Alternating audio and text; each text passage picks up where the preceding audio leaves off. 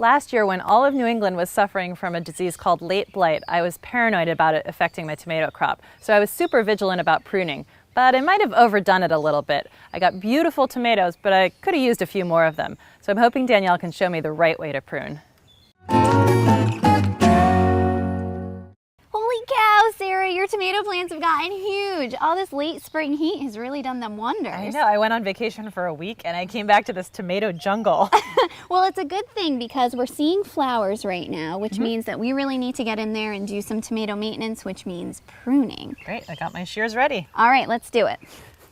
On most tomato plants, there are usually some low-lying branches that are so long they touch the ground. To prevent diseases from splashing up from the soil to the leaves, trim back the branches that touch the ground. Remove the branch completely with some shears back to the main stem of the plant. The next part of the tomato plants that you want to prune off is any suckers that appear below the first flower cluster on the plant. A sucker is a little secondary branch that grows out from the intersection of the leaf and the main stem of the plant. Take the suckers between your thumb and forefinger and pinch it out completely. This is called simple pruning. So I'm confused about what exactly constitutes a sucker. Like I can tell when it's, this size, but when it's bigger, I can't necessarily tell it apart from a regular branch. All right, so let me show you a larger sucker, and there's a different pruning method that you use with those, okay? Okay.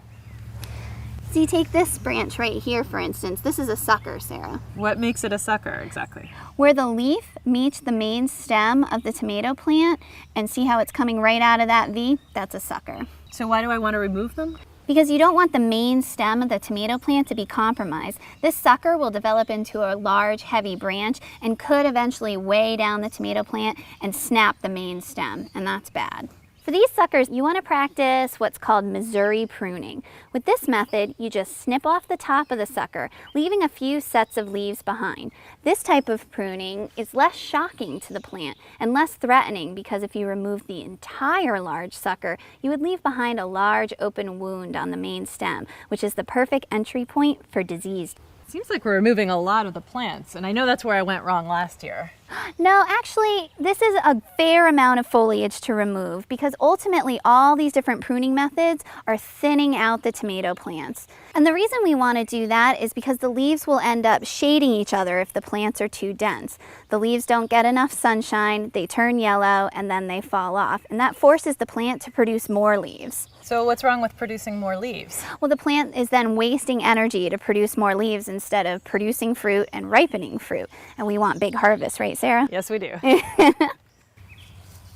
So it seems like these determinate tomatoes in the front have fewer suckers than the indeterminates in the back there. That makes sense because remember, determinate tomatoes only have a very limited number of stems, whereas indeterminate tomatoes get wild and keep producing more and more and more stems. So you'll do more pruning on those indeterminate tomatoes. So I just want to remove all of the suckers below the first flower cluster? Yep, that's it. And you also want to remove the 3Ds. 3Ds? What, like at the movies? No, it stands for dead, damaged, or diseased leaves. So if you see any of those, Sarah, go ahead and cut them off. So that's it? I just want to keep training them to the stakes as they grow up? Yep, and you want to be on the lookout for any disease that might hit this year, but fingers crossed that won't happen and we'll have a really big harvest. Hey, does June like tomatoes? Hey Juno, watch that tail. Come here, we don't need any help pruning the tomatoes.